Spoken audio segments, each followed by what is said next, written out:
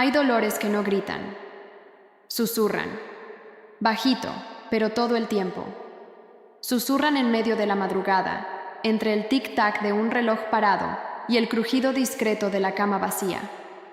Susurran en el vapor de la ducha, en la silla de la mesa que sigue ocupando espacio, pero ya no presencia. Mi nombre es Renata. 40 años a cuestas y un pasado que aún vive apretado en el pecho. Pero esta historia que estoy a punto de contar no empieza con escándalo. Empieza con silencio. Ese tipo de silencio que anuncia tragedias antes incluso de que llamen a la puerta. Aquel día, yo solo estaba viviendo. ¿Sabes ese modo automático en el que entramos cuando la rutina nos devora? El fregadero lleno, el sonido del agua corriendo, y yo con las manos metidas en la espuma, lavando los platos del almuerzo. Nada me preparaba para lo que venía. El teléfono sonó. Un número desconocido. Dudé un segundo. Contesté. Del otro lado, una voz fría, profesional, desprovista de cualquier calor humano. 7 palabras, solo 7, pero con el poder de derribar toda una vida. Tu marido sufrió un accidente de coche. La mente al principio se niega. El cuerpo se paraliza, pero el corazón, el corazón. El corazón reconoce la tragedia antes de la confirmación. Lo sabe, siempre lo sabe. Eduardo, mi compañero, mi puerto seguro, padre de mi hijo, mi amor de juventud, murió en el acto. Así, cruelmente rápido, brutalmente definitivo. La sensación, como si me hubieran arrojado al fondo de un pozo oscuro, donde no se oye nada más que el eco del propio llanto. Y lo peor, que el mundo sigue. El reloj no se detiene, la leche aún hierve, las cuentas siguen llegando, pero dentro de mí todo se estancó. La casa, antes llena de vida, se convirtió en un museo de la ausencia. La cama matrimonial se volvió trinchera. El espejo, empezó a devolverme una mujer que ya no reconocía. Mi hijo, Lucas, solo era un adolescente. Intentaba ser fuerte, pobrecito. Guardaba el llanto para no asustarme, pero yo veía, en sus ojos, en su silencio, el mismo vacío que habitaba en mí. Pasé años así, años, como una sombra de mí misma, rechazando invitaciones, negando abrazos, protegiéndome hasta de la posibilidad de sonreír, porque sonreír sería casi una traición a la memoria del hombre que amé. El tiempo pasó, despacio, cruel, pero pasó, y como una semilla olvidada bajo la tierra, algo dentro de mí empezó a querer brotar, frágil, tímido, pero vivo. Una noche, parada frente al espejo, vi mi reflejo diferente. No mejor, ni más feliz. Pero posible, quizás, solo quizás, era hora de abrir aquella puerta que mantuve cerrada tantos años. La puerta del corazón, porque incluso cuando todo parece muerto, el amor, ese condenado, siempre encuentra la forma de nacer de nuevo. Y fue precisamente en ese renacer, en ese momento de silenciosa valentía, cuando Marcos apareció en mi camino. Lo primero que uno nota cuando empieza a salir del duelo es el peso, o mejor dicho, la ausencia de ese peso, porque el duelo es eso, un abrigo pesado que uno se pone todos los días, incluso con calor. Y un día, sin darte cuenta, sales de casa y olvidas ponértelo. Fue así, sin fecha marcada, sin aviso. Solo un día cualquiera en que desperté, diferente, no curada ni feliz, pero curiosa. Y eso, para quien pasó años sumergida en la apatía, es casi un milagro. Empecé con cosas pequeñas. Cambié la cortina del cuarto, compré una blusa roja, algo que no usaba desde que Eduardo murió. Y cuando me di cuenta, estaba aceptando la invitación de una amiga para tomar un café en un lugar nuevo de la ciudad. Fue en ese escenario común que el destino, siempre travieso, decidió jugar conmigo. Marcos. No llegó como un vendaval. No tenía ese encanto ensayado, ni palabras preparadas de galán de telenovela. Llegó como una brisa, de esas que tocan suavemente, pero te erizan hasta el alma. Cabello ya con algunas canas, ojos que sonreían antes que la boca, y una voz baja, casi tímida, pero firme. Me preguntó qué café me gustaba, y respondí que ya ni lo sabía. Reímos, pero por dentro, algo despertó. Empezamos a conversar. Primero ahí, por casualidad, luego por celular. Conversaciones largas, sinceras, sin prisa.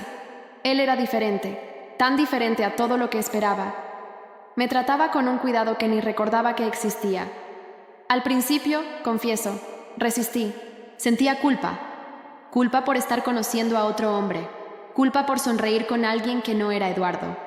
Culpa incluso por sentir el olor del perfume de Marcos y que me gustara. Pero el tiempo, ese viejo sanador, me mostró que un amor nuevo no es sustitución, es continuación.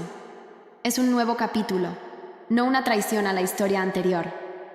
Después de algunos meses, me pidió que fuéramos novios. Y dije que sí. Con miedo, sí. Pero con el corazón latiendo de nuevo. No como antes, pero quizás incluso más fuerte. Marcos era educado, respetuoso, amable con mi hijo, atento con mi madre y lo más importante, me miraba como quien ve más allá del dolor, como quien ve a la mujer completa detrás de las cicatrices. Fuimos viviendo paso a paso. Y después de un año, decidimos unir nuestras vidas bajo el mismo techo. Pero fue entonces cuando un detalle cambió el rumbo de las cosas. La casa donde vivía con Eduardo, esa casa donde cada pared guardaba un recuerdo, no tenía espacio para este nuevo comienzo. Entonces, decidimos mudarnos, y fue en la nueva casa, con la nueva vida, que un antiguo fantasma empezó a susurrar de nuevo, pero esta vez con otro rostro. Un rostro joven, hermoso e imprudente. Su nombre, Bianca. Recomenzar no es borrar el pasado, es escribir sobre él con otra tinta, en páginas nuevas, aunque el olor de las anteriores aún esté en el aire. Cuando Marcos y yo decidimos juntar nuestras vidas bajo el mismo techo, parecía simple, pero simple, en mi caso, siempre viene con una sombra, porque el hogar donde viví con Eduardo no era solo una casa, era un santuario de memorias. El pasillo aún guardaba sus pasos. La cocina todavía tenía el eco de su risa en los domingos perezosos. Hasta la manija de la puerta parecía tener su mano impresa. Y fue por respeto, a él, a mí, a nuestra historia, que tomé una decisión que me costó más de lo que dejé entrever. Vendí la casa. Elegimos una nueva dirección, una casa más pequeña, más práctica, pero con algo especial, un anexo en la parte trasera. Era perfecta, moderna, luminosa, silenciosa. Y, con el anexo, Lucas podía mantener su independencia. Con 20 años, ya recorría su propio camino, pero aún le gustaba estar cerca. Fue un alivio para mí. Podía vivir este nuevo amor con Marcos sin alejarme de mi hijo. La rutina empezó a tomar forma.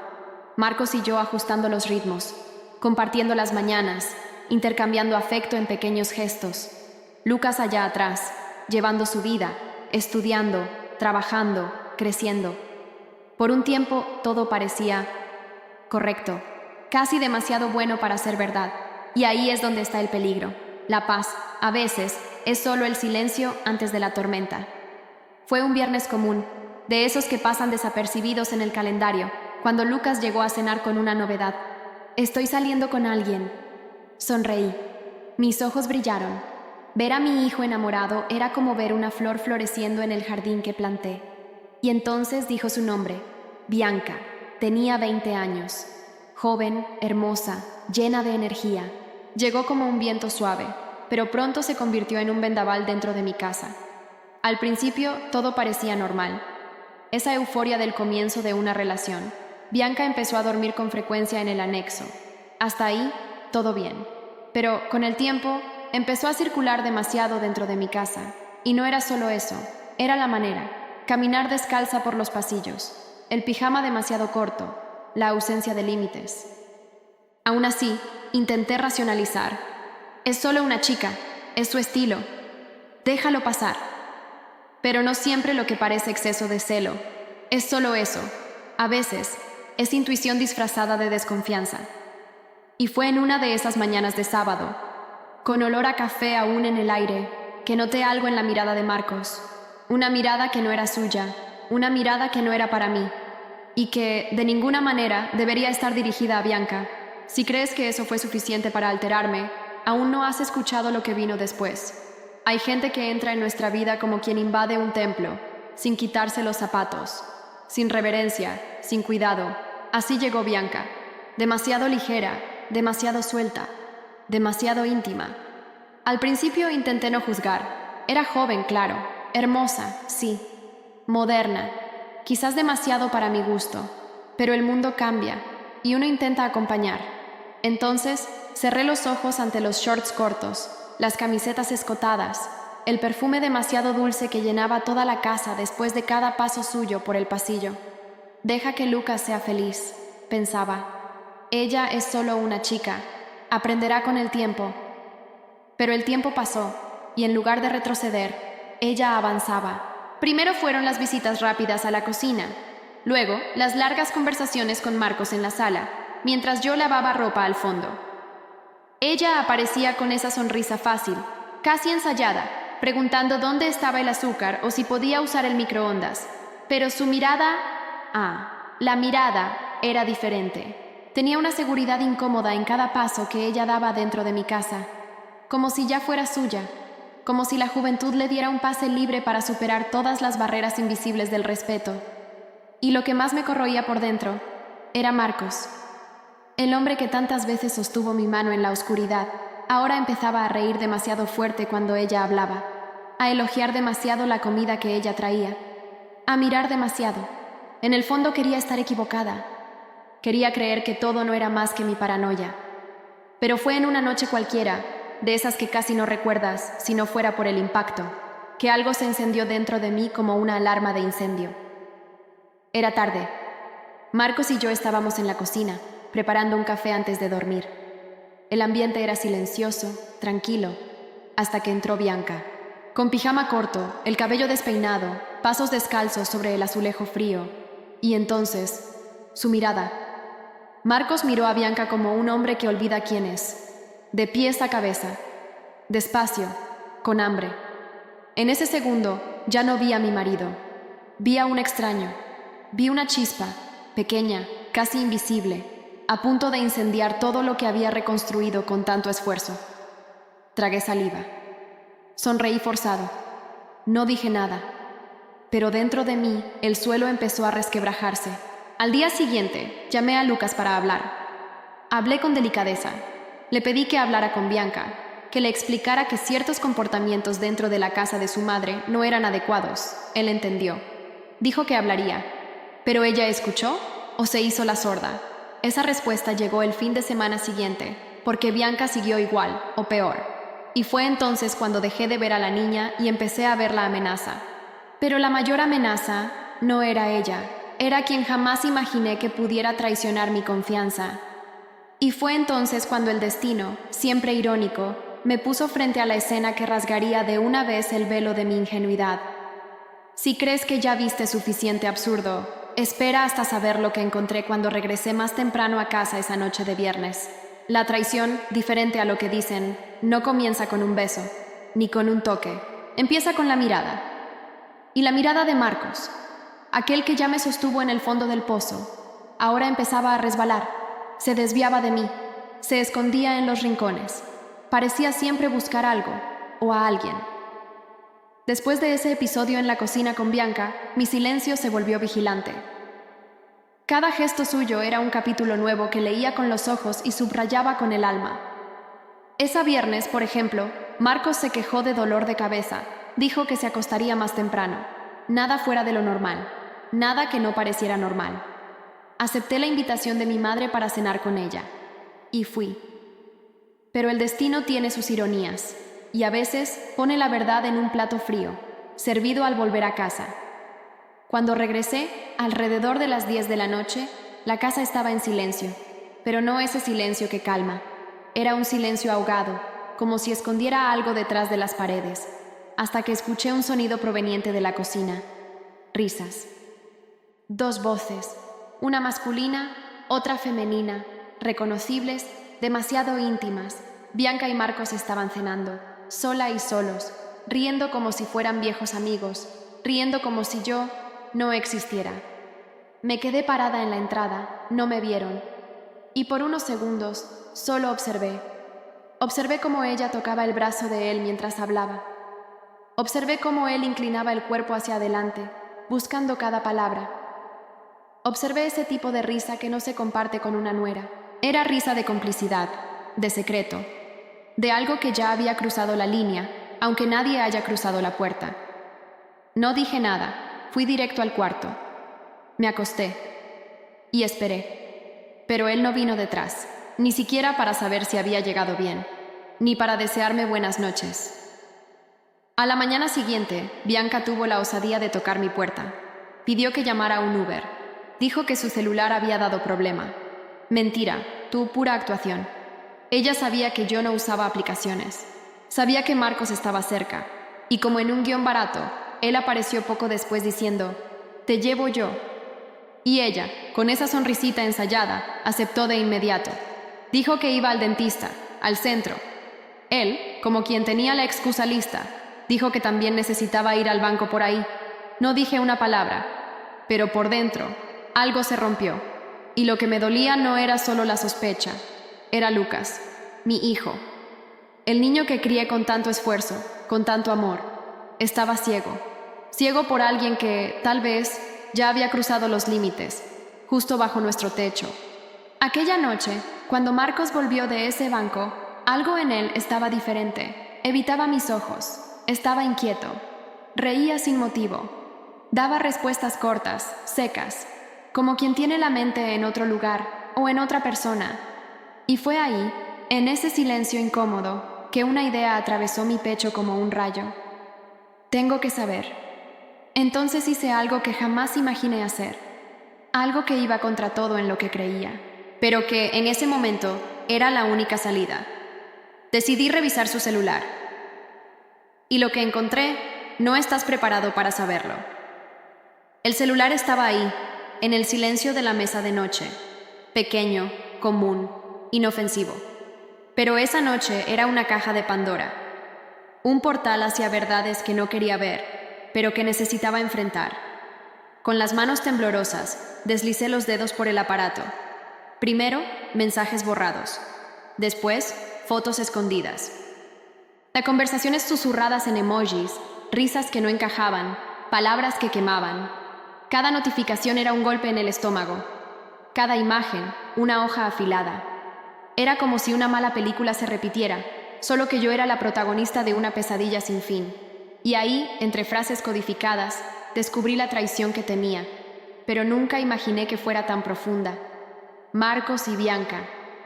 No solo una cercanía excesiva, no solo miradas intercambiadas o risas sospechosas. Era el secreto escandaloso en textos y fotos. Era el calor prohibido que quemaba nuestra casa. Sentí una mezcla de rabia, tristeza e incredulidad. Mi corazón latía rápido, como si intentara escapar de ese pecho que sentía tanto dolor. La habitación parecía demasiado pequeña para contener mi desesperación. Pero lo peor era pensar en Lucas, mi hijo, mi sangre, y ese hombre que elegí para amar de nuevo, traicionando no solo a mí, sino también a él. Por un instante quise borrar todo, esconder esa verdad sucia en el cajón del olvido, pero no pude. No después de tanto tiempo intentando reconstruir. Ese momento fue el estallido final, el inicio de una guerra silenciosa que cambiaría todo para siempre. Y si crees que la historia terminó aquí, prepárate, porque lo que viene ahora va a darle la vuelta a todo. El silencio en esa casa se volvió pesado como una tormenta a punto de estallar.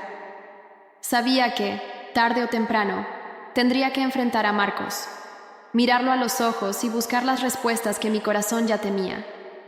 Pero confrontar no es solo una palabra. Es un terremoto que destruye todo para que algo nuevo pueda nacer. Al principio intenté disimular, fingir que todo estaba bien, como si esa normalidad fuera un manto protector. Pero la verdad es que ya no podía cargar más con el peso de la mentira. Entonces, en una noche fría, decidí que no podía esperar más. Llamé a Marcos para hablar. La casa parecía más fría, más vacía.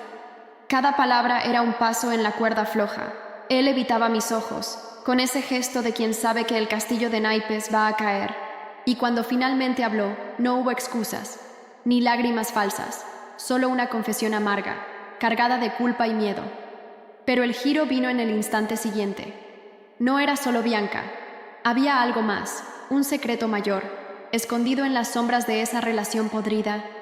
Yo, que pensé estar en control, descubrí que apenas estaba al comienzo de una historia mucho más compleja y dolorosa. Si crees que esta historia no puede empeorar, prepárate, porque lo que descubrí después va a darle la vuelta a todo. La verdad, esa fiera indomable muchas veces es lo último que queremos enfrentar. Pero cuando llama a la puerta, no sirve de nada huir.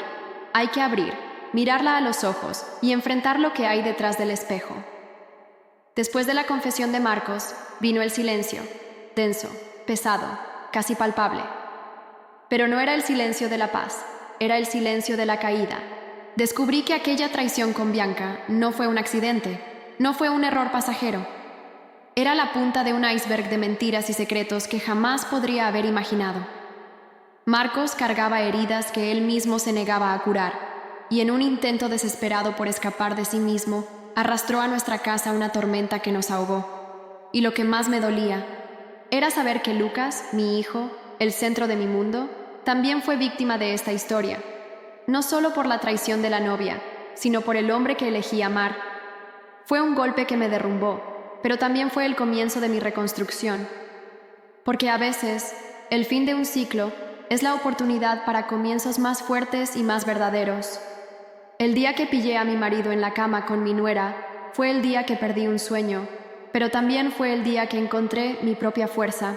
Y si piensas que esta historia terminó, debes saber que la vida tiene sus propios capítulos, algunos oscuros, otros iluminados, y el camino, ese nunca termina. Después de tanto dolor, queda la elección. Elegir entre hundirse en las sombras del pasado o buscar una luz en el horizonte incierto. Yo elegí luchar. Elegí levantarme, paso a paso, incluso cuando parecía imposible. La casa que un día fue escenario de traición, mentira y silencio, ahora debía ser un lugar de renacimiento, para mí, para Lucas, para quienes aún creen en el poder de la verdad y del amor propio. Aprendí que reconstruir no es borrar las cicatrices, es transformarlas en mapas. Mapas que muestran por dónde hemos pasado, qué hemos superado y la fuerza que llevamos dentro. No fue fácil, no sucedió de la noche a la mañana. Hubo lágrimas, noches sin dormir, dudas que pesaban en el pecho. Pero también hubo descubrimientos, de un amor propio que ni siquiera sabía que existía, de un coraje que solo se revela cuando todo parece perdido. Lucas, mi hijo, fue mi mayor apoyo y también mi mayor motivación. Juntos, encontramos una nueva forma de protegernos, de empezar de nuevo. Y, aunque la herida aún estaba abierta, comenzamos a sanar, no solo los pedazos rotos de nuestra familia, sino también a mí misma. Hoy no niego el dolor ni intento olvidarlo, forma parte de quien soy, pero no dejo que me defina, porque la vida, al final, es eso. Un viaje de caídas y levantadas, de pérdidas y ganancias, de historias que nos moldean y nos transforman. Y esa fue mi historia. Dolorosa, sí, pero también llena de fuerza, aprendizaje y sobre todo esperanza. Si has llegado hasta aquí, sabe que, por difícil que sea, siempre hay una salida, siempre hay una luz, incluso en las noches más oscuras. Al final, la vida es un espejo, refleja lo que ponemos dentro de ella. Y a veces, la imagen que aparece no es la que quisiéramos ver, pero en ella está la verdad, nuestra oportunidad de aprender y crecer. Esta historia que conté no es solo sobre traición, dolor o pérdida, es sobre coraje, sobre levantarse, incluso cuando el suelo parece desaparecer. Sobre encontrar fuerza dentro de uno mismo, aunque todo a nuestro alrededor se desmorone. Podría haberme ahogado en la tristeza, perderme en la rabia, pero elegí el camino más difícil, el de la reconstrucción, y es ese camino que quiero que consideres cuando enfrentes tu propia tormenta. La vida no promete días fáciles, pero siempre ofrece la oportunidad de comenzar de nuevo. Aunque el miedo intente paralizarte, aunque la duda parezca abrumadora, sabe, eres más fuerte de lo que imaginas, y si esta historia te tocó, si movió tu corazón, recuerda, no importa cuán oscuro sea el camino, siempre hay una luz esperando a ser encontrada. A veces está dentro de ti, esa es mi verdad, mi lucha y mi victoria, y ahora tu camino continúa. Historias como esta no son solo relatos de dolor o traición, son espejos de nuestra humanidad, de nuestras debilidades, de nuestras fuerzas, de los caminos tortuosos que la vida nos hace atravesar. Conté esta historia porque sé que, en algún lugar, alguien puede estar viviendo algo parecido. Y quiero que sepas, no estás solo, que el dolor, por más intenso que sea, puede transformarse en aprendizaje y fuerza. Aquí en nuestro canal, no solo compartimos historias reales, vivimos cada sentimiento junto con ustedes, y siempre buscamos traer un poco de luz a las sombras del día a día. Si esta historia te movió, si quieres escuchar más relatos que aceleran el corazón y hacen pensar a la mente, suscríbete al canal. Deja tu like para ayudar a fortalecer nuestra comunidad y no olvides activar la campanita para no perderte ninguna historia que está por venir. Porque aquí cada historia importa, y la tuya también. Gracias por estar conmigo hasta aquí. Hasta la próxima historia real, que seguro te sorprenderá.